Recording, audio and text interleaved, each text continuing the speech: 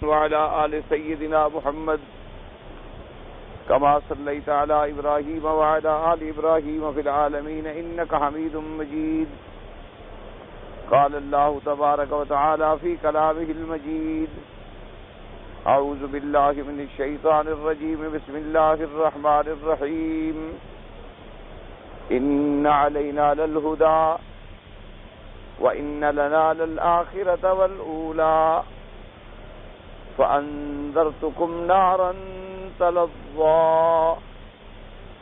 لا يصلاها إلا الأشقى الذي كذب وتولى وسيجنبها الأتقى الذي يؤتي ماله يتزكى وما لأحد عنده من نعمة تجزى إلا ابتغاء وجه ربه الأعلى ولسوف يرضى.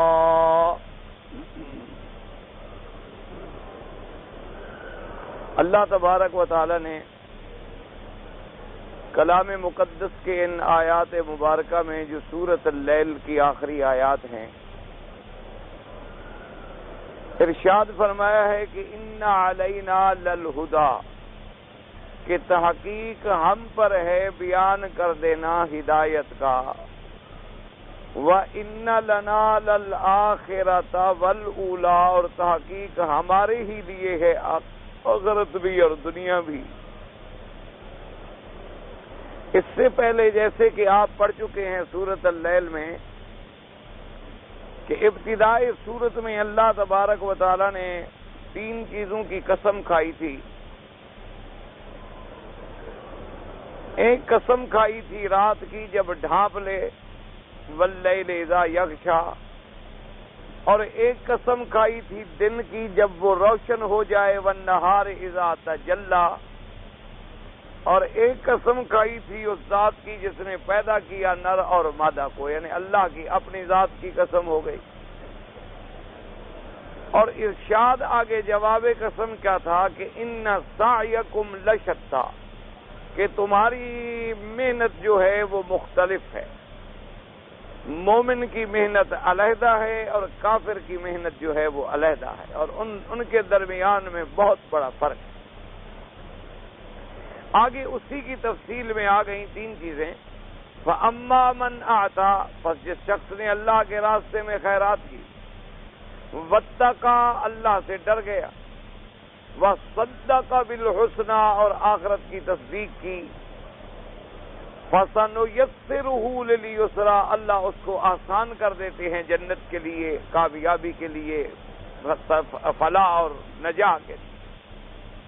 اس کے مقابلے پہ دوسرا کون تھا؟ اما من بخل، جس شخص نے بخل کیا اور واستغنی، اپنے رب سے بے پرواہ ہو گیا، کبھی رب کو یاد بھی نہیں کیا، وکذب بالحسنی، اور جنت کی بھی تکذیب کی، سنیسرہ للعسری، اللہ پاک فرماتے ہیں پھر ہم اس کو آسان کر دیتے ہیں جہنم کے۔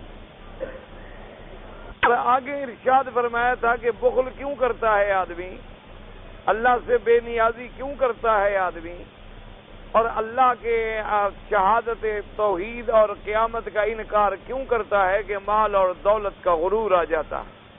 تو اس کا بھی نتیجہ بتلا دیا کہ وما یغنی عنہ مالہ اذا تردی، جس دن وہ جہنم میں گرے گا اس دن اس کو اس کا مال کوئی فائدہ اور نفع نہیں پہنچائے۔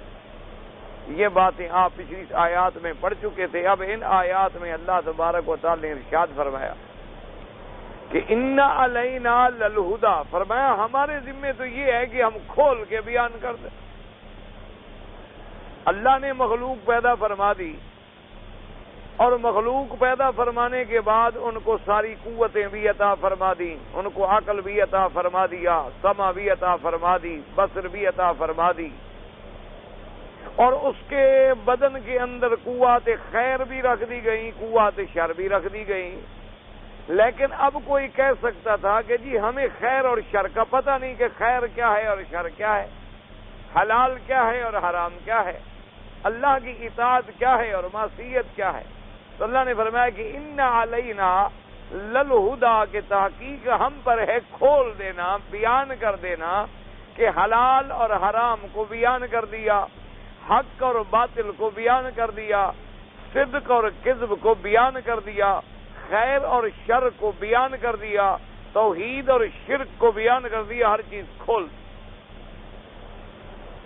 اور فرمایا یہ بھی یاد رکھیں کہ ان لنا للآخرۃ والاولی، اور ہمارے ہی پاس ہے، ہمارے ہی لیے ہے، ہمارے ہاتھ میں ہے دنیا بھی اور آخرت بھی۔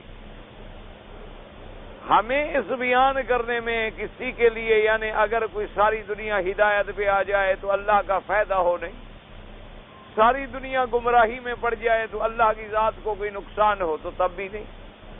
تو فرمایا کیونکہ دنیا اور آخرت ہی ہماری ہے، لیکن یہ ہماری کمال مہربانی ہے، یہ اللہ کا کمال رحم ہے کہ اللہ نے پھر بھی بندوں کے لیے دونوں باتیں جو ہیں واضح فرما دی۔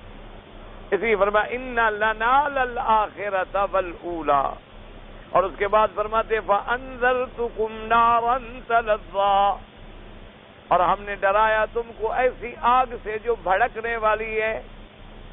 اور پھر اللہ نے فرمایا کہ ہم نے تمہیں جہنم سے، جہنم کے عذاب سے، اور جو چیزیں جہنم میں جانے کا ذریعہ بنتی ہیں اس سے بھی ڈرایا کہ وہ جہنم کی آگ ایسی ہے، اللہ معاف فرمائے، جو بھڑکنے والی ہے۔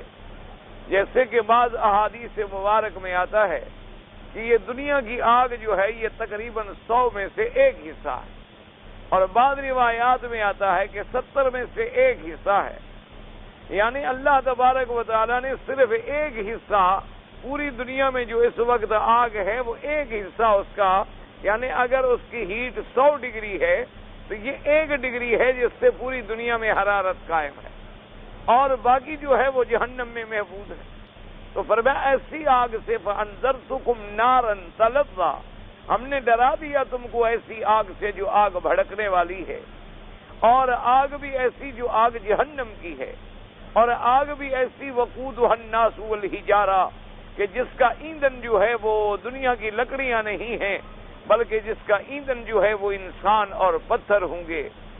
اور ایسی وہ آگ نار جہنم ہے کہ جس سے اللہ تبارک و تعالیٰ کے پاک پیغمبر نے اپنی امت کو تعلیم دی ہے کہ تعوذوا من عذاب القبر وتعوذوا من عذاب النار، کہ عذاب قبر سے بھی پناہ مانگا کرو اور عذاب جہنم سے بھی پناہ مانگا کرو۔ تو اللہ نے فرمایا ہم نے تم کو ڈرا دیا بس۔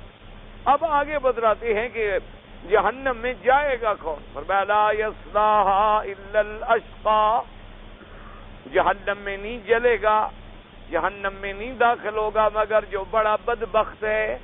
اور اشقا ہے کون؟ اس کی آگے تفسیر آ رہی، الذی کذب وتولی، جس نے تکذیب کی اللہ کے احکام، اللہ کے فرامین کی، اور تولا مانا اعراض کیا کہ اللہ تبارک و تعالیٰ کے احکام کو جھٹلایا، اللہ کے فرامین کو جھٹلایا، اللہ کے پیغمبر اور رسل کی تکذیب کی، اللہ کی آیات کی تکذیب کی، اور پھر اعراض کیا کہ کبھی توجہ کر کے حق بات سمجھنے کی کوشش بھی نہیں، یہ وہ بڑا بدبخت ہے جو جہنم میں جلے گا۔ فرمایا وَسَيُجَنَّبُهَا الْأَتْقَى، اور اس آگ سے دور ہوگا وہ جو بڑا ڈرنے والا ہے، جو اللہ تبارک و تعالیٰ سے، جیسے آپ پہلے پڑھ چکے تھے، اما من اعطا واتقا، اما من اعطا واتقا، اور واتقا میں اب یہاں صرف صفت زیادہ آ گئی کہ وہ اس سے بچنے والا ہے جو بہت زیادہ ڈرنے والا ہے، جیسے اس سے پہلے آیا کہ لا یصلاھا الا الاشقی الذی کذب وتولی، جیسے پہلے آپ پڑھ چکے تھے اما من بخل واستغنی، جس نے بخل کیا اور جس نے اپنے رب سے اعراض کیا، وکذب بالحسنی، اور جس نے تکذیب کی آخرت کی، وہ جہنم میں ڈالا جائے گا۔ یہاں اسی کو مزید اللہ تبارک و تعالی نے ایک دوسرے اسلوب میں بیان فرما دیا کہ جو اللہ سے زیادہ ڈرنے والا ہے اور پرہیزگار ہے وہ جہنم سے بچ جائے گا۔ اچھا، جیسے فرمایا تھا اشقا، اشقا کی تفسیر آگے کیا آ گئی؟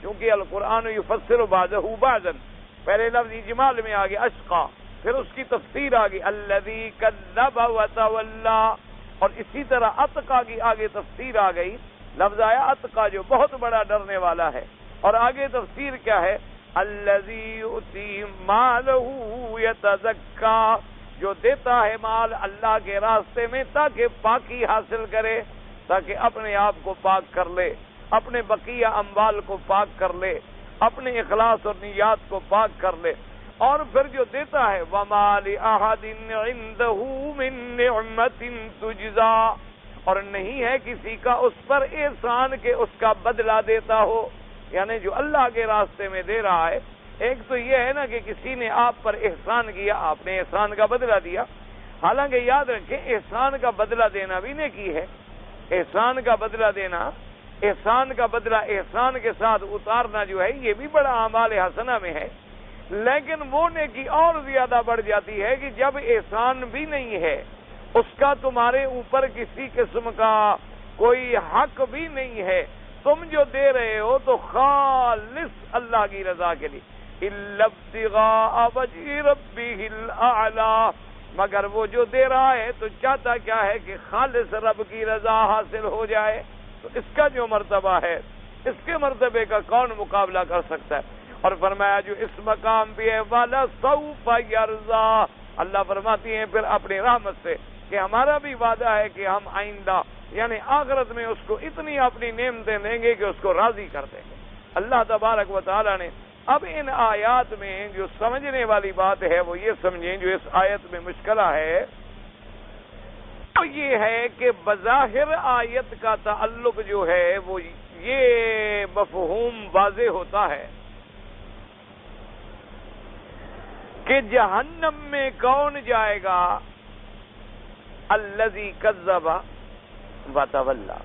سمجھیں پہلے، چونکہ جب تک بات سوال سمجھ نہ آئے تو پھر جواب تو سمجھ آتا ہی نہیں، قاعدہ ہوتا ہے، اصول یہ ہوتا ہے کہ پہلے آدمی کو سوال سمجھ آئے، سوال ہی سمجھ نہ آئے تو پھر جواب کیا سمجھ آئے گا؟ اللہ نے فرمایا کہ فَأَنذَرْتُكُمْ نَارًا تَلَظَّىٰ، ہم نے تم کو ڈرا دیا، ڈرایا، سمجھا دیا اس آگ سے جو آگ بھڑکنے والی ہے، یعنی جہنم۔ اب آگے اگلی آیت دیکھیں، قرآن کہتا ہے کہ لا یصلاھا، جہنم میں نہیں جلے گا یا نہیں داخل ہوگا مگر کون؟ الا الاشقى، مگر بدبخت۔ اور بدبخت کی بھی قرآن میں تفسیر آ گئی کہ وہ بدبخت کون ہے؟ الذی کذب وتولی، جس نے تکذیب کی انبیاء کی اور اعراض کیا۔ تو واضح بات ہے کہ جو انبیاء کی تکذیب کرے وہ کافر ہے، جو اللہ کے پیغمبروں کی، اللہ کے رسولوں کی، انبیاء علیہم السلام کی تکذیب کرے تو اس کے کفر میں کوئی شک نہیں۔ اب اس سے تو بظاہر ہمیں یہ سمجھ آیا کہ جہنم میں صرف کافر جائے گا، کیونکہ باقاعدہ نفی آ گئی نا کہ لا یصلاھا، نہیں داخل ہوگا الا الاشقى، مگر بدبخت، جو بڑا بدبخت ہے۔ اور وہ بڑا بدبخت کون ہے؟ الذی کذب، الذی کذب وتولی، تو کذب وتولی میں جو بھی آئے گا تو لازم بات ہے کہ وہ کافر ہوگا۔ تو اس آیت مبارک سے ہمیں یہ سمجھ آتا ہے بظاہر کہ جہنم کے اندر صرف کافر جائے گا، مشرک جائے گا، انبیاء علیہم، یعنی جو بھی کافر ہو، کفر تو پھر انواع پر ہے نا، اللہ کی توحید کا منکر ہے، انبیاء علیہم الصلاۃ والتسلیم کی نبوت اور رسالت کا منکر ہے وہ بھی کافر ہے، اللہ کے قرآن کا منکر ہے وہ بھی کافر ہے، اللہ کے فرامین کا منکر ہے وہ بھی کافر ہے۔ تو بظاہر آیت مبارکہ میں یہ سمجھ آتی ہے کہ کافر ہی جہنم میں جائے گا، یعنی پھر اگر مسلمان کوئی گناہ گار ہے تو وہ تو پھر جہنم میں نہ جائے، کیونکہ وہ گناہ گار تو ہے لیکن ہے تو مسلمان۔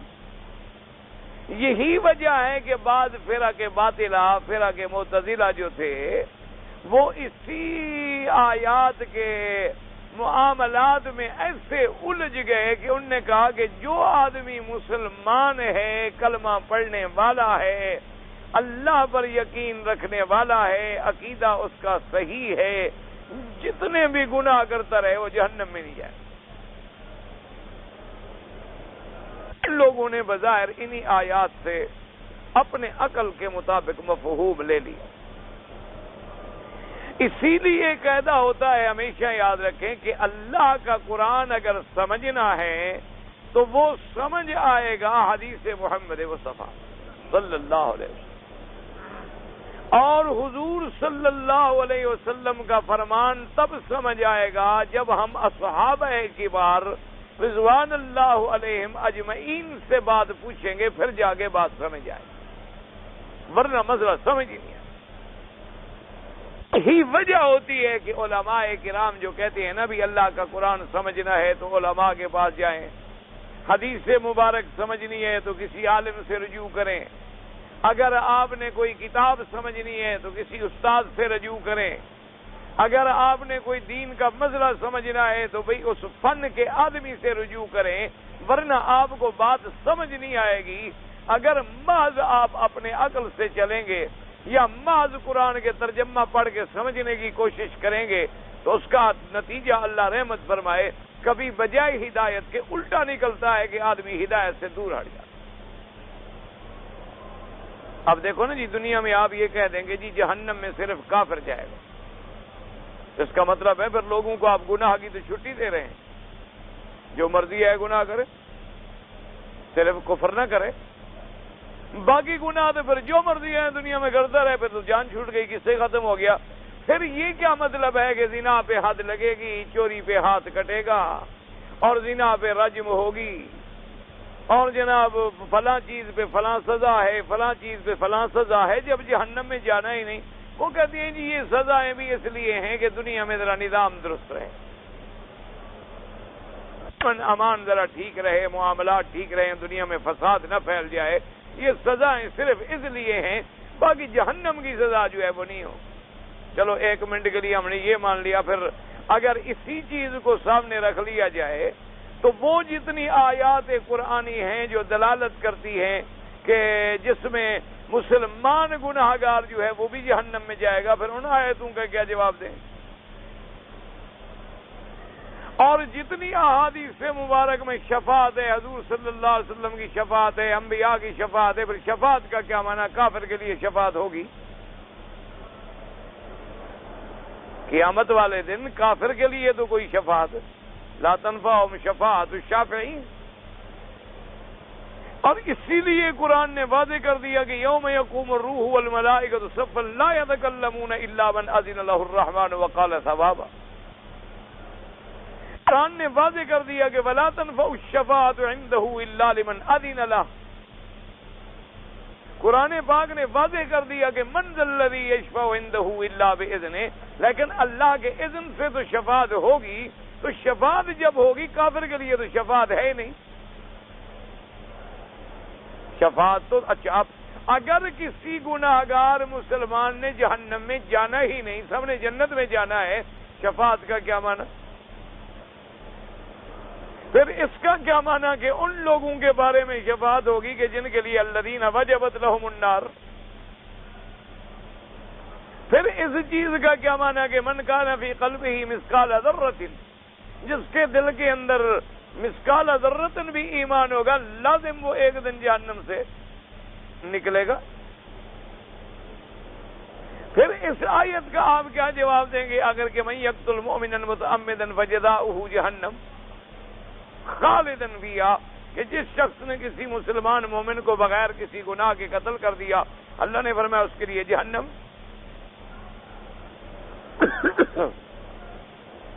تو اس لیے ہمیشہ یاد رکھیں کہ جب تک جمیع آیات قرآنیہ کا اور جمیع احادیث نبویہ کا اور جمیع اقوال سلف کا مطالعہ نہ ہو، لازمی آدمی ٹھوکر کھا جائے۔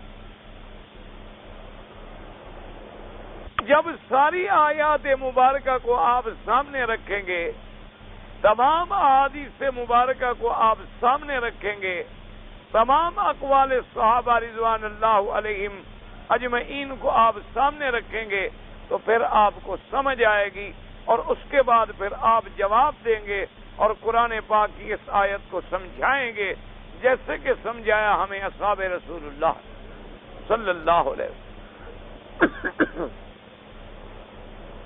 اب علماء نے اس کے دو جواب دیے ہیں، یاد رکھو۔ بعض علماء نے فرمایا کہ ایک مراد تو اس کی یہ ہے کہ لا یصلاھا الا الاشقی، کہ جہنم میں نہیں جلے گا، نہیں داخل ہوگا ہمیشہ کے لیے مگر اشقا، کافر، یعنی دخول ابدی جو ہے۔ انہوں نے کہا یہاں مراد داخل ہونے سے یہ نہیں کہ صرف داخل ہوگا، بلکہ یہاں داخل ہونے سے مراد ہے دخول ابدی، کہ ہمیشہ جہنم میں رہے اور اس کو جہنم سے نکلنے کا کبھی کوئی راستہ بھی نہ ملے، تو یہ کون ہوگا؟ کافر۔ کافر ہمیشہ جہنم میں رہے گا۔ انہوں نے کہا اس آیت سے مراد ہے دخول ابدی، کہ ہمیشہ جو دخول ہے جہنم کا وہ کس کو ملے گا؟ کافر۔ الذی کذب وتولی۔ تو لہذا بات جو ہے الحمدللہ سمجھ آ گئی کہ بھئی گناہگار داخل ہوگا سزا بھگتنے کے لیے، گناہگار داخل ہوگا جتنی اس کا جرم ہے، اس جرم کے بعد یا اللہ معافی عطا فرما دیں گے یا شفاعت سے چھوڑ دیا جائے گا یا اپنی سزا بھگت لے گا، لیکن ایمان کی وجہ سے جنت میں ضرور جائے گا۔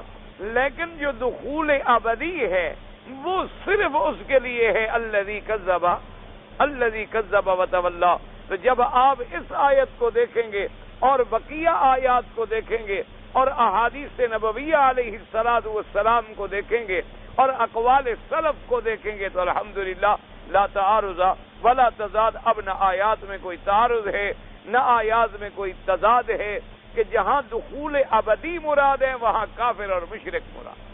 البتہ اگر مومن ہے بیچارہ لیکن فاسق ہے، مومن ہے گناہگار ہے، مومن ہے اس نے کوئی ذنب کیا ہے، گناہ کیا ہے، اگر اس نے توبہ کر لی تاب اللہ علیہ، اگر اس کو توبہ کا موقع بھی نہیں ملا تو اللہ کی مشیت ہے، اللہ تبارک و تعالی چاہیں تو اس کو عذاب دیں اس کے گناہ کے برابر اور چاہیں تو اس کو بھی معاف فرما دیں۔ جیسے فرمایا ان اللہ لا یغفر ان یشرک بہ ویغفر ما دون ذلک لمن یشاء۔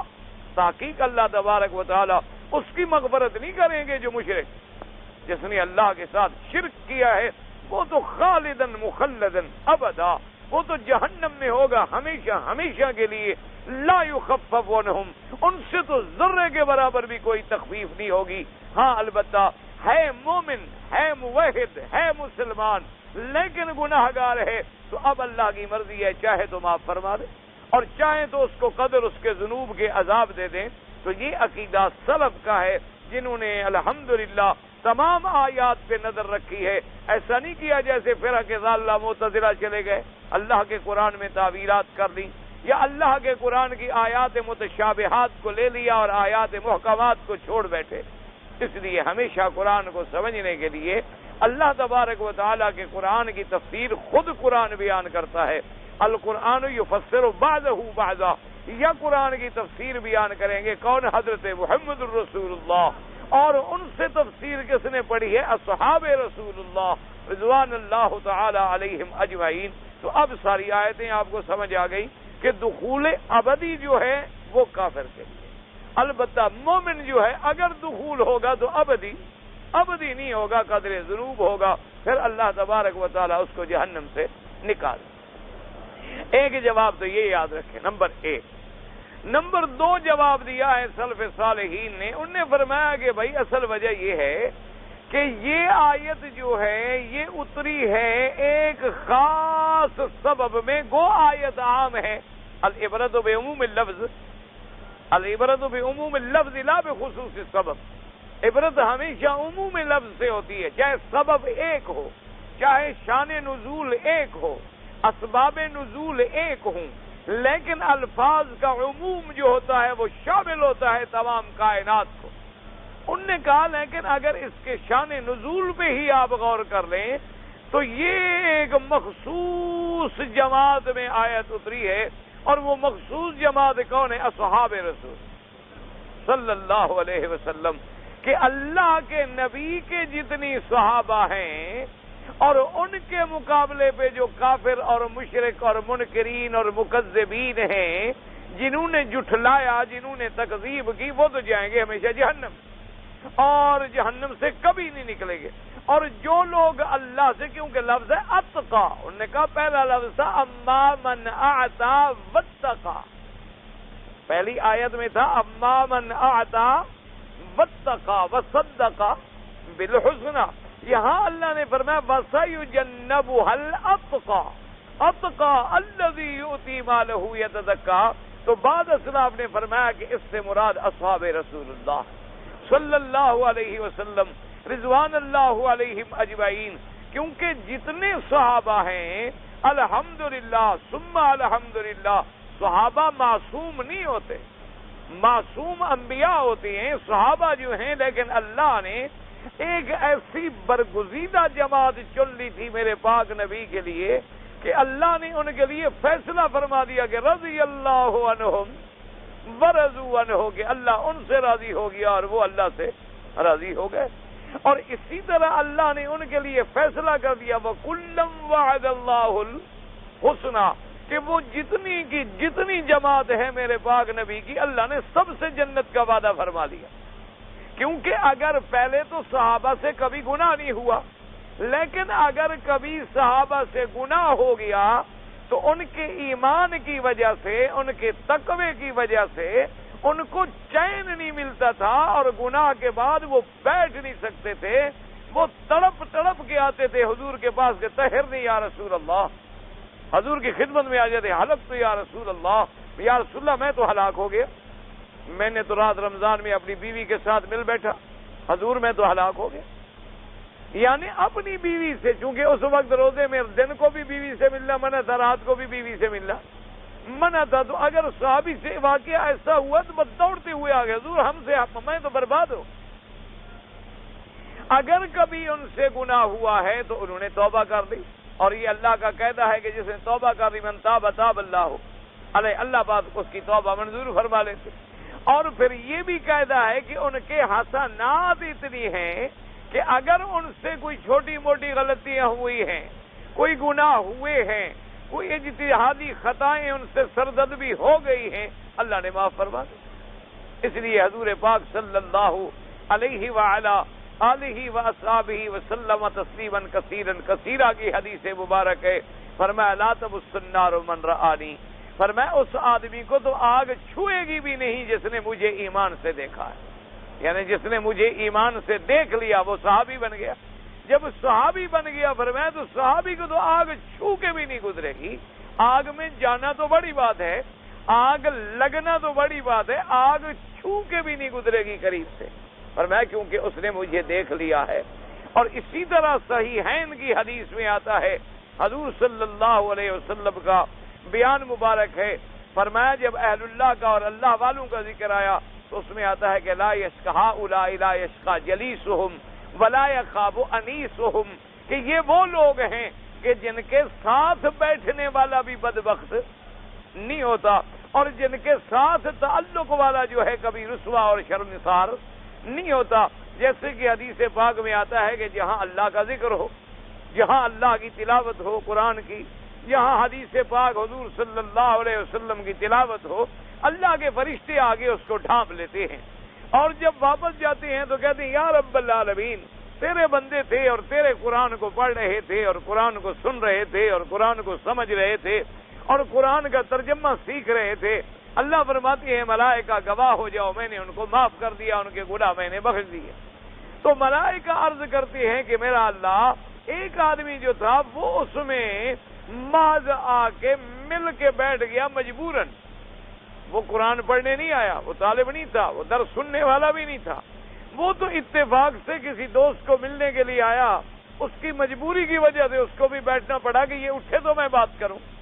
تو وہ تو سننے بھی نہیں آیا، وہ تو پڑھنے بھی نہیں آیا. تو وہاں اللہ کا ارشاد ہوگا کہ میرے ذکر والے، میرے قرآن کے پڑھنے والے، میرے مدنی پاک کی حدیث پہ عمل کرنے والے جہاں بیٹھتے ہیں، جو ان کے ساتھ بیٹھ جائے میں ان کو بھی بدبخت نہیں بنا. یہ ایسے لوگ ہیں کہ جن کے ساتھ بیٹھنے والا بھی بدبخت نہیں ہو سکتا. تو جب اہل اللہ کے ساتھ بیٹھنے والا بدبخت نہیں ہو سکتا تو جن کو بیٹھنا نصیب ہوا ہو حضرت محمد رسول اللہ صلی اللہ علیہ وآلہ آلہ وسلم تسلیما کثیرا کثیرا، تو ان کے لیے بدبختی کا تو سوال ہی پیدا نہیں ہوتا، کیوں وہ تو ہیں اصحاب رسول اللہ، وہ تو ہیں اصحاب نبی اللہ. تو اس لیے حضور کے ساتھ بیٹھنے والا آدمی کیسے شقی بنے، اور اسی طرح جیسے قرآن فرماتا ہے ان الذین سبقت لهم منا الحسنى اولئک عنہا مبعدون، فرمایا میرا مدنی جن کے لیے ہم پیش کی وعدہ کر چکے ہیں جنت کا، وہ جہنم سے دور ہوں گے، وہ جہنم کے قریب بھی نہیں آئیں گے، ان سے تو ہم نے وعدہ کر لیا، ان سے تو ہم نے پہلے وعدہ فرما دیا ہے۔ تو اس لیے بعض سلف صالحین نے کہا کہ ہم اصحاب رسول اللہ، وہ اصحاب رسول اللہ کی جماعت ہے کہ جن کا یہ مرتبہ ہے کہ اللہ تبارک و تعالی نے اپنی رضا کا فیصلہ فرما دیا۔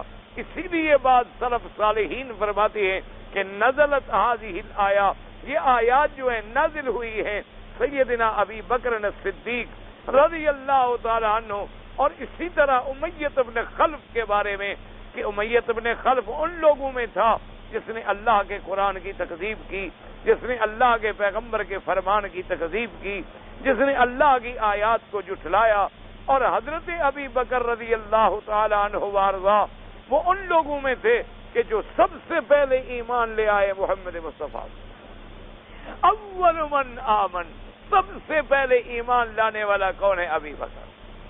اور سارا مال دولت لٹانے والا کون ہے؟ ابی بکر۔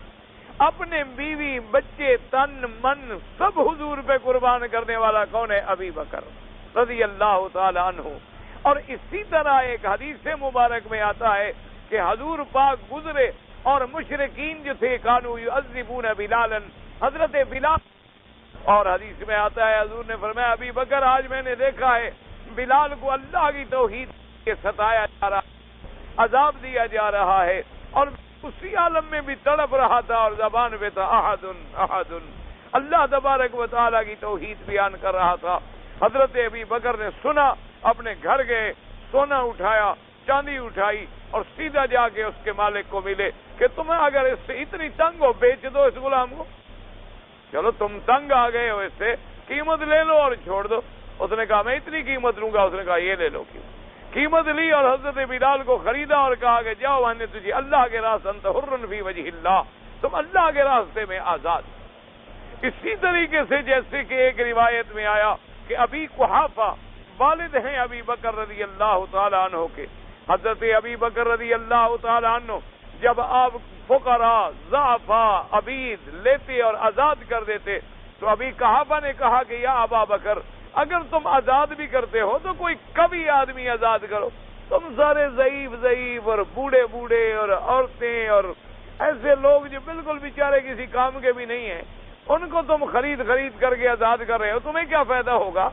تم ایسا کرو کہ جلدا اقویا جو لوگ ہوں ان کو خرید کر کے آزاد کرو، عسیٰ ان ینفعوک، وہ کسی وقت تمہیں کوئی نہ کوئی فائدہ پہنچائیں گے۔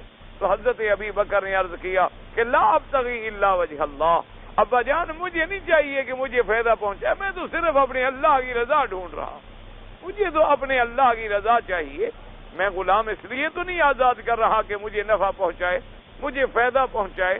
تو اللہ تبارک و تعالیٰ کے قرآن پاک کی یہ آیت جو ہے نازل ہوئی، اس لیے علماء نے فرمایا کہ اس سے بڑی شان کیا ہو سکتی ہے کہ اللہ پاک نے جیسے اپنے پاک پیغمبر سے وعدہ فرمایا کہ میرا مدنی ہم قیامت میں آپ کو اتنی نعمتیں دیں گے، اتنی انعام دیں گے، اتنی اکرام دیں گے کہ ہم آپ کو راضی کر دیں گے، اور اسی طرح بھی عین ہی اللہ نے فرمایا ابی بکر کے حق میں وَلَسَوْفَ يَرْضَىٰ کہ ہم تمہیں راضی کر دیں گے، اتنی انعام دیں گے، اتنی اکرام دیں گے، اتنی تم پر نعمتیں اپنی آخرت میں ڈالیں گے کہ تم اللہ سے راضی ہو جاؤ۔ اسی لیے ایک حدیث مبارک میں آتا ہے کہ ایک دفعہ جبریل علیہ السلام آئے، انہوں نے کہا ان ربک یقرئک السلام، کہ محمد مصطفیٰ صلی اللہ علیہ وسلم تیرے رب نے تجھ پہ سلام بھیجا ہے، اور فرمایا ہے کہ میری طرف سے ابی بکر پر بھی سلام کہو، اور ساتھ ابی بکر کو یہ کہو کہ رضیت عنک، میں تم سے راضی ہو گیا ہوں، هل انت راض عنی، کیا تم اپنے اللہ سے راضی ہو؟ فبکا ابی بکر، حضرت ابی بکر رو پڑے، انا راض علی ربی، انا راض علی ربی، کہنے لگے میں اپنے رب سے راضی ہوں، میں اپنے رب سے راضی ہوں، میں اپنے رب سے راضی ہوں۔ اس لیے بعض علماء اسلاف نے فرمایا کہ یہ آیت جو ہے گویا صرف صحابہ اور اس خاص زمانے کے لیے گو عام ہے، یعنی جمیع صحابہ کے لیے ہے، لیکن اس زمانے میں جن لوگوں کو صحبت حاصل ہوئی ہے حضرت محمد الرسول اللہ کی صلی اللہ علیہ وآلہ آلہ واصحابہ وسلم تسلیما کثیرا کثیرا کی، کیونکہ اللہ تبارک و تعالی نے ان کو جہنم سے دور کر دیا اور ان کی زندگی میں ان کو پروانے مل گئے، اور اللہ نے نص قطعی میں فرما دیا کہ لقد رضی اللہ عن المؤمنین اذ یبایعونک تحت الشجرۃ فعلم ما فی قلوبہم، اور کہیں فرما دیا رضی اللہ عنہم ورضوا عنہ، اور کہیں فرما دیا الرحماء بینہم، اور کہیں فرمایا یبتغون فضلا من اللہ ورضوانا، اتنی ان کی اوصاف بیان کر دی، اور کہیں فرمایا ان الذین سبقت لهم منا الحسنى اولئک عنہا مبعدون، اور یہ ساری آیتیں جب آپ سامنے رکھیں گے اب الحمدللہ کسی قسم کا کوئی اشکال بھی نہیں ہوگا اور کوئی تعارض بھی نہیں ہوگا اور کوئی تضاد بھی نہیں ہوگا اور کسی قسم کی کوئی مشکلہ بھی نہیں رہے۔ اگر آدمی اہل علم سے بات کو نہیں سمجھے گا اور اپنا عقل دوڑائے گا تو نتیجہ کیا نکلے گا کہ کسی نہ کسی جگہ جا کے وہ کھائی میں گر جائے۔ اسی طرح جب بھی قرآن و حدیث کو سمجھنا ہو تو ان لوگوں سے سمجھیں جن کو اللہ نے قرآن و حدیث کی خدمت کی توفیق بخشی۔ اب دیکھیں نا، جیسے ایک حدیث مبارک میں آتا ہے حضور پاک نے فرمایا کہ تم دشمن کے ملنے کی تمنا نہ کیا کرو، کہ دشمن کے ملنے کی تمنا نہ کیا کرو، فرمایا منع ہے۔ اچھا، اب اگر دشمن کو ملیں گے نہیں تو جہاد کیسے ہوگا؟ اگر ہم صرف آرام سے بیٹھے رہیں اور کوئی ایسے حالات بھی نہ ہوں تو جہاد ہو ہی نہیں سکتا۔ تو اس لیے جیسے کہ حضور پاک صلی اللہ علیہ وسلم نے فرمایا کہ آدمی کو اللہ کی قضا اور قدر پر ایمان، کہ جو میرے اللہ نے لکھا ہے مجھے پہنچے گا، جیسے فرمایا اللہم انی اسألک ایمانا یباشر قلبی، یا اللہ ہمیں ایسا ایمان دے جو ہمارے دلوں میں گھر کر جائے، وَيَقِينًا صَادِقًا، اور ایسا سچا یقین دے حتی اعلم انہ لن یصیبنی الا ما کتبت لی، کہ مجھے یہ یقین کامل دے میرا اللہ کہ میں اس مقام پہ پہنچ جاؤں گا جو تو نے لکھا ہے وہی مجھے ملے، اس کے علاوہ مجھے کچھ نہیں مل سکتا۔ اچھا، اب اسی طرح حضور نے فرمایا لا تتمنوا الموت، موت کی تمنا بھی نہ کرو۔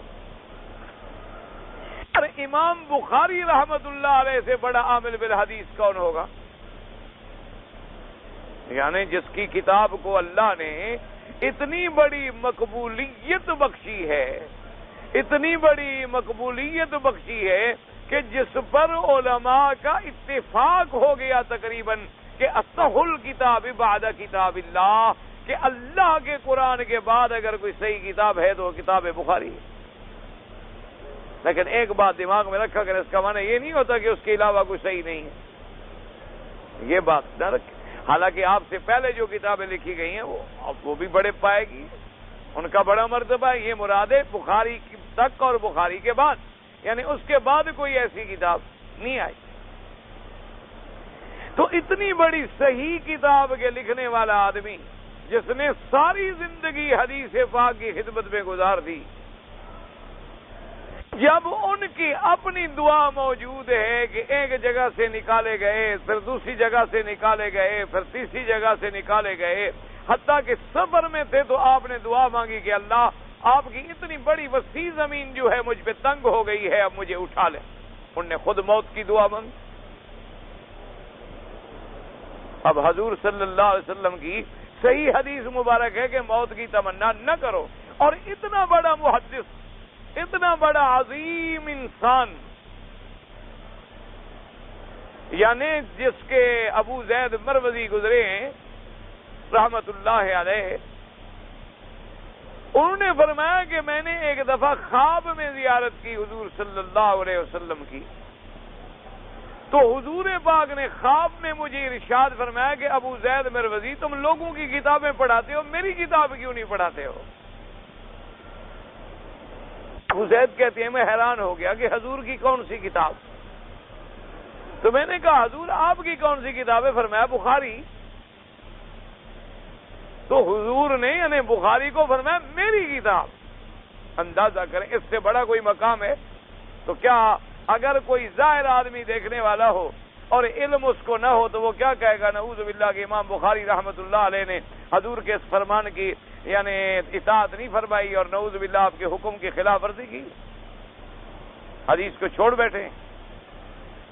اور جن کو اللہ نے علم سے نوازا ہے انہوں نے کہا کہ بھائی یاد رکھو حضور نے منع فرمایا کہ موت کی تمنا نہ کرو، کیا مانا؟ بیمار ہو گیا، تکلیف آ گئی اور دنیاوی پریشانیوں میں آگے کوئی موت مانگے نہ، لیکن جہاں دین کے بچانے کا مسئلہ آ جائے تو وہاں اجازت، وہ مسئلہ علیحدہ ہے اور یہ مسئلہ علیحدہ۔ امام صاحب کے زمانے میں چونکہ ابتلا ہو گیا اور دنیا دین کی وجہ سے بہت بڑے فتنے میں مبتلا ہو رہی تھی اور عذاب میں مبتلا ہو رہی تھی، تو انہوں نے اللہ کے دین کی حفاظت کے لیے اور اپنے آپ کی دین پر سلامتی کے لیے یہ اللہ سے دعا مانگی۔ یہ نہیں کہ نعوذ باللہ حضور کے فرمان کی تعمیل نہیں کی۔ ایک ہے کسی دنیاوی غلبہ، دنیاوی تکلیف، ایک ہے دینی تکلیف۔ کیا مانا؟ جیسے آپ کا میرا دنیاوی جھگڑا ہو جائے تو 3 دن سے زیادہ آپس میں نہ بولنا جو ہے، بس زیادہ سے زیادہ گنجائش ہے کہ 3 دن۔ کوئی دنیاوی بھائی بھائیوں سے بھی جھگڑا ہو جاتا، آپس میں معاملات ہیں، ایک دوسرے سے ناراضگی ہو جاتی ہے، تو اب 3 دن سے زیادہ ہم ایک دوسرے سے دور نہیں رہ سکتے۔ 3 دن کے بعد حضور نے فرمایا کہ لازماً ایک آدمی کو ابتدا کرنی چاہیے، تم کہو السلام علیکم، اگر وہ جواب نہیں دے گا تو پھر عذاب اسی پر۔ لیکن اگر دین کا جھگڑا ہو تو ساری زندگی نہ بولو۔ اگر ایک آدمی سے آپ کا دین کا جھگڑا ہے کہ وہ بدعتی ہے، وہ اللہ کی ذات کے ساتھ صفات کے ساتھ شرک کرتا ہے، وہ بدعات میں الجھا ہوا ہے یا نعوذ باللہ شراب میں الجھا ہوا ہے، معاصی میں الجھا ہوا ہے، آپ اللہ کے دین کے لیے اس کو کہتے ہیں وہ بے نماز ہے، آپ کہتے ہیں نماز پڑھو، نہیں مانی اس نے بات، آپ نے کہا ٹھیک ہے میں اب تمہارے ساتھ نہیں بولوں، اس سے چاہے ساری زندگی نہ بولو۔ اب دین کے لیے جھگڑے کا حکم علیحدہ ہو گیا، دنیاوی معاملات میں جھگڑے کا حکم علیحدہ ہو گیا، جیسے یہاں حکم ہو گیا کہ ہمیشہ داخل ہونے والا مسئلہ جو ہے وہ کافر اور مشرک کے لیے ہے۔ اگر مومن کے لیے ہوگا بھی دخول تو وہ تو اتنی ہوگا کہ جتنی اس کا گناہ ہے، لہذا اس کو تو گویا داخل ہونے کا سوال ہی نہیں۔ یہاں تو ایک قاعدہ کلیہ بیان کیا جا رہا تھا کہ جہنم میں کون جائے گا؟ وہ جو کافر۔ مومن اگر جائے گا وہ تو جہنمی بن کے تو نہیں جائے گا، وہ تو گناہگار بن کے جائے گا۔ ایک ہے جہنم میں جہنمی کا جانا، ایک ہے جہنم میں گناہگار کا جانا، دونوں کا آسمان زمین کا فرق ہے۔ ایک عمر قید والا قیدی ہے، ایک سزائے موت والا قیدی ہے، اور ایک جناب 1 مہینے کا قیدی ہے، ایک کلاس قیدی ہے، ایک صرف نقص امن میں وقتی طور پر 24 گھنٹے کے لیے بھیجے گئے، 24 گھنٹے ختم ہوئے تو باہر چلے گئے، تو ان کے درمیان میں آسمان اور زمین کا فرق ہے۔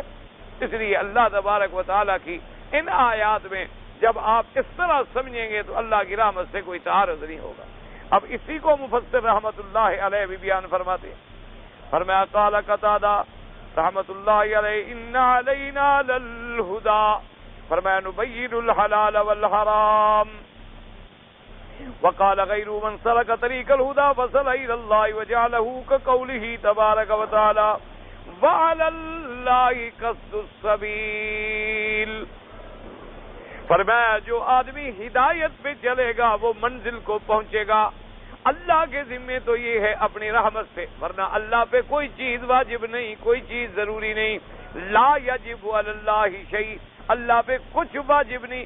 اگر انہوں نے کچھ واجب کیا ہے تو اپنے فضل سے، اپنے احسان سے، اپنی رحمت سے۔ فرمایا ان علینا للہدی، کہ ہم پر تو ہے نبین الحلال والحرام، کہ ہم حلال اور حرام کو واضح کر دیں۔ اب من سلکا، جس شخص نے ہدایت کا رستہ اختیار کیا اس کو ہدایت کا درجہ بھی دے گا، اور جس نے کفر اور شرک اور تکذیب کا رستہ اختیار کیا اس کو جہنم ملے گی۔ اور یہ بھی سمجھ آ گئی بات کہ جہنم اور جنت جو ملنی ہے وہ ہمارے اختیار پہ ملنی ہے، کہ جس نے یہ راستہ اختیار کیا جس نے یہ راستہ اختیار کیا ہدایت والا اس کو جنت بھی دی، جس نے یہ راستہ اختیار کیا اس کو جہنم بھی دی۔ تو اس لیے علماء فرماتی ہیں، حضرت قتادہ رحمۃ اللہ، من سلک طریق الہدا، جو آدمی ہدایت کے راستے پہ چلے گا وصل الی اللہ، انہوں نے کہا جیسے اللہ نے قرآن پاک میں دوسری آیت میں فرمایا وعلی اللہ قصد السبیل ومنہا جائر، اللہ پر تو ہے سیدھے راستے کا بیان فرما دینا، کھول دینا، انبیاء بھیجے، رسول بھیجے، کتابیں بھیجی، اب آگے اگر بھی بھٹکتا ہے تو بھٹکے۔ حکاہ ابن جریر وقولہ تبارک و تعالی وَإِنَّ لَنَا لَلْآخِرَةَ وَالْأُولَى الجمیع ملکنا وَأَنَا الْمُتَصَرِّفُ فِيهِمَا، فرمایا دنیا بھی ہماری اور آخرت بھی ہماری، اور اسی میں ہمارا تصرف ہے، اللہ کا ملک ہے، اللہ کی ساری مخلوق ہے، اللہ کا اسی میں تصرف ہے۔ وقولہ تبارک و تعالی فَأَنذَرْتُكُمْ نَارًا تَلَظَّىٰ، قال مجاہد ای توحج، فرمایا ہم نے تم کو ڈرایا ہے قرآن بھیج کر، نبی بھیج کے، پیغمبر بھیج کے تمہیں اس آگ سے ڈرایا ہے جو آگ بھڑکنے والی ہے۔ قال الامام احمد حدثنا محمد بن جعفر قال حدثنا شعبان سماک بن حرب سمعت النعمان بن بشیر یخطب یقول سمعت رسول اللہ صلی اللہ علیہ وسلم یخطب یقول انذرتکم النار حتى لو ان رجلا كان بالسوق لسمعوا من مقامي هذا قال حتى وقعت خميسة كانت على عاتقه عند رجليه۔ امام احمد رحمۃ اللہ علیہ نے اس حدیث مبارک میں حضرت نعمان بن بشیر سے روایت کی ہے، فرماتی ہیں خطبہ دے رہے تھے حضرت نعمان بن بشیر، کان یخطب یقول، خطبہ دے رہے تھے، کہا سمعت رسول اللہ صلی اللہ علیہ وسلم کے میں نے حضور پاک سے سنا، آپ نے فرمایا انذرتکم النار انذرتکم النار، اے لوگوں میں نے تمہیں جہنم سے ڈرا دیا، جہنم سے ڈرا دیا، جہنم سے ڈرا دیا۔ اور حتیٰ کہ حضور نے فرمایا اگر کوئی آدمی بازار میں ہے، اپنے کام میں مشغول ہے، اس تک بھی میری آواز ہدایت کی پہنچ چکی ہے، اب اگر وہ نہ اختیار کرے، جیسے کہ حضور پاک صلی اللہ علیہ وسلم نے حجۃ الوداع کے موقع پر، آپ جب حجۃ الوداع میں تشریف لے آئے تو آپ نے کتنی وضاحت کے ساتھ اعلان کیا۔ صحابہ سے پوچھا کہ آج کون سا دن ہے؟ صحابہ نے کہا حضور اللہ جانتے ہیں، اللہ کے رسول بھی جانتے ہیں، ادب کے ساتھ۔ آپ نے فرمایا جمعہ کا دن ہے۔ فرمایا ایو شہر ھذا، یہ کون سا مہینہ ہے؟ صحابہ نے ادب کیا، آپ نے فرمایا ذی الحجہ کا مہینہ ہے۔ فرمایا یہ کون سی جگہ ہے؟ صحابہ نے ادب کیا، آپ نے فرمایا یہ عرفات کا مقام ہے، ذی الحج کا مہینہ ہے اور جمعہ کا دن ہے اور میرے خطبے کا وقت ہے۔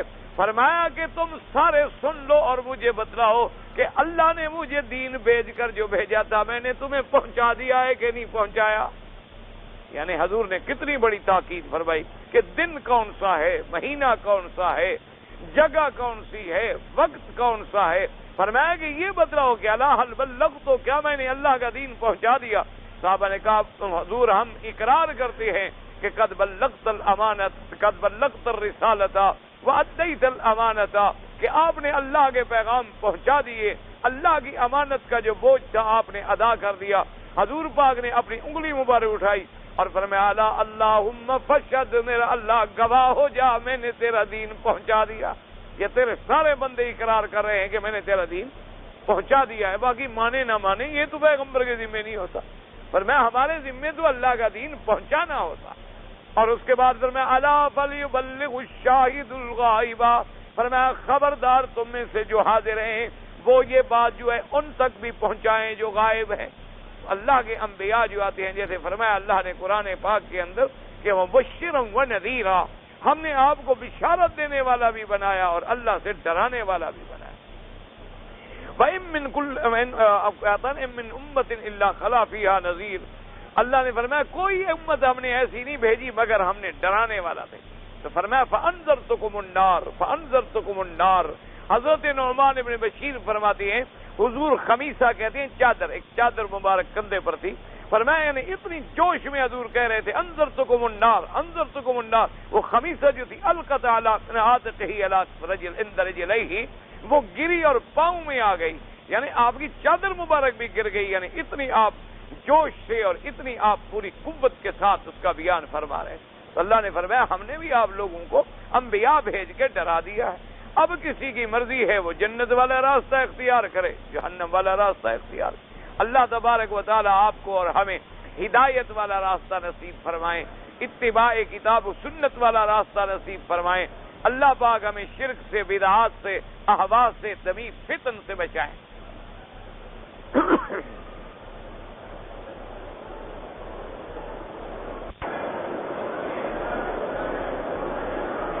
کہتا ہے جی کہ اللہ کے اولیاء بڑے بڑے چلے گئے، بڑے بڑے علماء چلے گئے اور انہوں نے اللہ کی توحید اور اللہ کے دین کی بڑی خدمت کی، لیکن بعد میں آنے والے لوگوں نے ان کی قبروں کو عرس کا اور کمائی کا ذریعہ بنا لیا۔ بھئی یہی تو ہم روز روتے ہیں، یہی تو ہمارا روز کا رونا ہے کہ اب ان لوگوں نے مزارات کو ایک کاروبار بنا لیا، ان لوگوں نے خانقاہوں کو ایک کاروبار بنا لیا ہے۔ میلے لگتے ہیں، عرس ہوتے ہیں، تھیٹریں ہوتی ہیں، سرکسیں ہوتی ہیں، اللہ معاف فرمائے بازاریں لگتی ہیں، زنا کی بازاریں لگتی ہیں، گانے بجانے، یہ ساری چیزیں، ان کا اللہ کے اولیاء سے، علماء سے کیا تعلق؟ یہی تو ہم رونا روتے ہیں اور لوگ کہتے ہیں تم وہابی ہو، وہابی ہو، وہابی ہو، تم کیا کریں آخر؟ بہرحال اللہ نے آپ کو بھی اچھا جذبہ دیا ہے، اپنی ہمت کے مطابق لوگوں کو توحید پہنچاتے رہو اور شرک سے بچاتے رہو، باقی ہدایت دینا نہ دینا وہ اللہ کے ہاتھ۔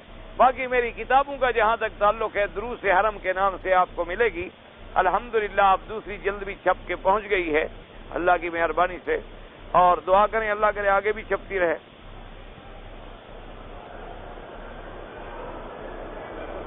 میرے ایک بھائی نے 11ویں شریف کی دیگ پکا کے تقسیم کی، بھائی وہ کھانا بالکل ناجائز ہے، کیونکہ جو چیز نسبت اللہ کے سوا غیر کی طرف ہو جائے وہ حرام ہے، ہمیشہ یاد رکھیں۔ اور نظر، استغاثہ، نیاز، عبادت، ندا، پکار صرف اللہ کے، ہمیشہ یاد رکھیں۔ یہ جو ہمارے یہاں رواج بن گیا نا، خیرات اللہ کے لیے اور نظر نیاز حسین کے لیے، یہی تو ہے نا، اب اللہ کے ساتھ ہم نے کسی کو شریک کر دیا کہ خیرات اللہ کے لیے ہے اور 11ویں جو ہے غوث اعظم کے لیے ہے، اور غوث اعظم کا لفظ کہنا بھی شریعت میں ناجائز ہے، یہ صرف اللہ کی ذات کے لیے، ہمیشہ یاد رکھا کرے۔ ہاں ایک ہے کہ تم سارا مہینہ خیرات کرو اور دعا مانگو کہ اللہ اس خیرات کا ثواب فلاں کو عطا فرما، کوئی منع نہیں، لیکن جب ایک تخصیص کر دی جائے کہ فلاں رات ہے اور یہ رات فلاں بزرگ کی ہے اور یہ خیرات اس کی وجہ سے میں کر رہا ہوں، اب اللہ کے ساتھ تم شرک کر، اس لیے اس کا کھانا جو ہے منع ہے۔ اللہ تبارک و تعالی ہمیں بھی اور انہیں بھی ہدایت عطا فرمائے۔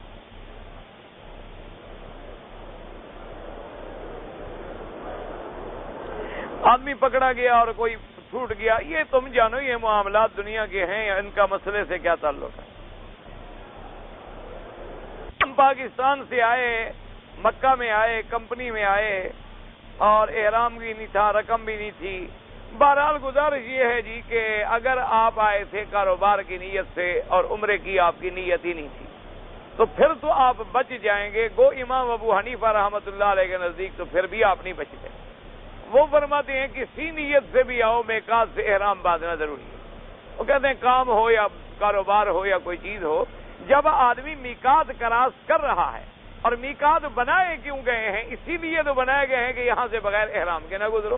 ان کے نزدیک تو مسئلہ ہے بھائی بڑا سخت، باقی ائمہ کے نزدیک چونکہ گنجائش ہے اور تم غریب ہو، تمہارے پاس پیسے بھی نہیں، کچھ بھی نہیں ہے، تو بہرحال اگر تمہاری نوکری کی نیت تھی، کمپنی لے آئی، تمہیں پتہ بھی نہیں تھا ہمیں جدے لے جائیں گے، مکے لے جائیں گے، کہاں لے جائیں گے، تم بچ گئے اور کوئی حرج نہیں، بعد میں اللہ توفیق دے تو عمرہ کر لینا۔ اور تمہیں پتہ تھا کہ نہیں ہم مکہ ہی جا رہے ہیں، ہمارا کام ہی مکے میں ہے، پھر تم نے عمرہ نہیں کیا، تو اب عمرہ بھی تمہیں کرنا ہوگا اور ایک بکری بطور دم بھی دینی ہوگی۔ جب اللہ توفیق دے تو بکری دے دینا۔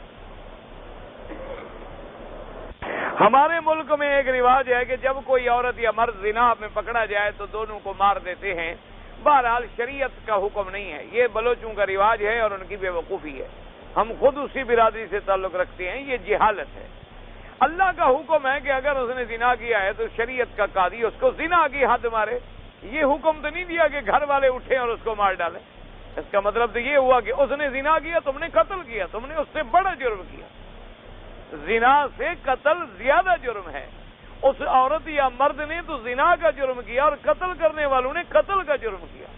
زنا کے بارے میں یہ نہیں آیا قرآن میں کہ ہمیشہ جہنم میں رہے گا، قتل کے بارے میں آیا ہمیشہ جہنم میں رہے گا. اللہ تبارک و تعالیٰ معاف فرمائے. تو لہذا یہ جہالت ہے، یہ بات نہیں. اس کو شریعت کے مطابق فیصلہ اگر عدالت ہے، ورنہ یہ ہے کہ آپ طلاق دے دیں، چھوڑ دیں، تعلقات ختم کر دیں، اس کو اپنے گھر سے نکال دیں، دفع ہو. اگر اسلام کا حکم نہیں، آپ تو سزا نہیں دے سکتے نا.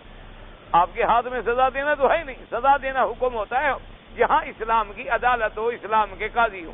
ورنہ آپ کو شرعاً یہ حکم ہے کہ ایسے لوگوں سے آپ دور ہو جائیں. بس قتل شتل کرنے کی اجازت نہیں ہے. اگر حادثہ ہو جائے اور کوئی آدمی مجھ سے مر گیا، میں نے دیت ادا کر دی ہے، تو مجھے 2 مہینے کے روزے رکھنے ہوں گے. بالکل رکھنے ہوں گے. دیت تم نے ادا کر دی، وہ تو وارثوں کا حق تھا. تم اللہ کا حق بھی تو بخشوا ہو نا. ایک بندے کو جو مارا ہے اس میں 2 حق ہیں. ایک بندے کا حق ہے جو اس کے وارث ہے، ایک اللہ کا بندہ ہے، اللہ کے بھی تو حق ہے نا. اس لیے آپ کو 2 مہینے کے روزے بھی رکھنے ہوں گے تاکہ صحیح معنوں میں آپ گناہ سے پاک ہو جائیں.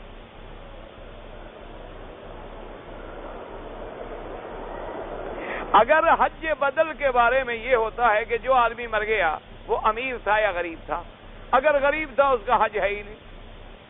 اگر امیر تھا تو کیا اس نے وصیت کی، پیسے چھوڑے، یا وصیت نہیں کی، اس کے بچے آل اولاد کوئی اس کا حج کرانا چاہتا ہے کرا سکتا ہے، کوئی منع نہیں. لیکن جہاں کا آدمی تھا وہیں سے آدمی بھیجیں اور کسی اہل علم کو بھیجیں تاکہ صحیح معنوں میں وہ حج آ کر ادا کرے. یہ نہ ہو کہ رسم میں آدمی بھیج دیا، اس کو پتہ ہی نہیں کہ حج کیا ہوتا ہے، اس کو پتہ ہی نہیں حج بدل کے احکام کیا ہے، اس کو پتہ ہی نہیں کہ میں نے کون سے حج کا احرام باندھنا ہے. تو لہذا جس جگہ کا وہ آدمی ہے اسی جگہ سے آدمی بھیجیں، اور آدمی بھی ایسا بھیجیں جس کو دین کی سمجھ ہو.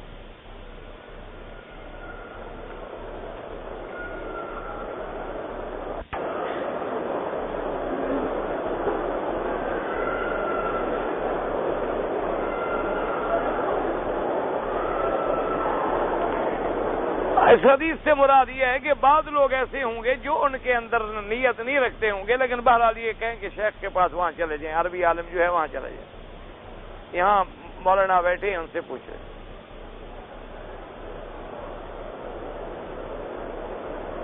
میں نے 8 دکان خریدے ہیں 70,000 روپے میں، اور ایک ٹریکٹر خریدا ہے. اس پر زکوٰۃ ہے. ٹریکٹر پر تو کوئی زکوٰۃ نہیں ہوتی، جو آمدنی ہوگی اس سے پر زکوٰۃ ہوگی. اور دکان اگر تم نے خریدے ہیں تو دکان کرائے کے لیے ہیں، کاروبار کے لیے ہیں، یا خود دکان کرتے ہو؟ صاف بات ہے کہ 8 دکان تو آپ اکیلے نہیں بیٹھیں گے، کاروبار کے لیے. کاروبار کے لیے ہیں تو سال میں تمام آمدنی آنے کے بعد، تمام اپنے گھر کے خرچے وغیرہ کے بعد جو بچے 2.5% زکوٰۃ. باقی ٹریکٹر ہے یا آلات ہیں یا ہل ہے جو چلاتے ہیں اس پر کوئی زکوٰۃ نہیں ہوتی. ٹریکٹر چلے گا تو زمین سے آمدنی آئے گی کہ نہیں آئے گی؟ جب اس کی ہم عشر بھی دیں گے، زکوٰۃ دیں گے، ٹریکٹر کی نکل گئی کہ نہیں نکل گئی؟ تو خود بخود نکل گئی. جو اس سے ہم کما رہے ہیں اسی کمائی سے تو ہم آگے زکوٰۃ دے رہے ہیں. یہ تو نہیں کہ صرف ٹریکٹر اگر کھڑا ہے ہمیں 1 پیسہ ہی نہیں آیا. پتہ نہیں کیا پڑھتے رہیں. ایک مہربانی کر کے مسئلہ بتا دیں. نیچے مسئلہ نہیں ہے تو بتا، میں کیسے دوں. میں بغیر شادی شدہ آدمی ہوں، برما کا نوجوان ہوں. جہاد میں جانے کے لیے ارادہ ہے. میرے پاس ایک بوڑھی ماں ہے. جب تک ماں اجازت نہ دے تم جہاد پہ نہیں جا سکتے. آپ والدہ کی اطاعت کریں. جتنے نوجوان جہاد کے لیے تیار ہوں، والدین اجازت نہ دے نہیں جا سکتے. جماعت میں جانا تبلیغ کے لیے ثواب ہے. بالکل ثواب ہے. حضور کا حکم ہے کہ ایک آیت بھی آئے، ایک حدیث بھی آئے تو تبلیغ کرو، پہنچاؤ.